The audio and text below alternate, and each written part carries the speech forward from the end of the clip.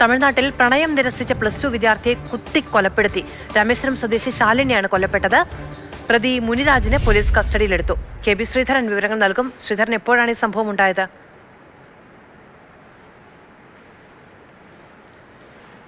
മധു, ഇന്ന് രാവിലെ സ്കൂളിലേക്ക് പോകുമ്പോൾ +2 വിദ്യാർത്ഥിനിയാണ് കൊല്ലപ്പെട്ട ശാലിനി. സ്കൂളിലേക്ക് പോകുമ്പോൾ മുനിരാജ് പതിയിരുന്ന് ഈ പെൺകുട്ടിയെ കത്തികൊണ്ട് കുത്തിക്കൊലപ്പെടുത്തുകയായിരുന്നു. നിരവധി തവണ ഇയാൾ ഈ ശാലിനിയോട് ഈ പ്രണയാഭ്യർത്ഥന നടത്തിയിരുന്നു. പലപ്പോഴും ഇവർ അത് നിരസിക്കുകയും ചെയ്തു. ശല്യം സഹിക്കവയ്യാതെ ശാലിനി അച്ഛനോട് ഈ വിവരം പറഞ്ഞു. അച്ഛൻ ഇന്നലെ വൈകിട്ട് ഈ മുനിരാജിൻ്റെ വീട്ടിലെത്തി താക്കീത് നൽകി. ഇതിലുള്ള പ്രതികാരമായാണ് ഇന്ന് ഈ ശാലിനിയെ കുത്തിക്കൊലപ്പെടുത്തിയത്. ഏതായാലും ഈ പ്രണയപ്പകയെ തുടർന്നുള്ള കൊലപാതകങ്ങൾ തമിഴ്നാട്ടിൽ നിത്യസംഭവമാകുന്നു എന്നുള്ള ഒരവസ്ഥയാണുള്ളത്.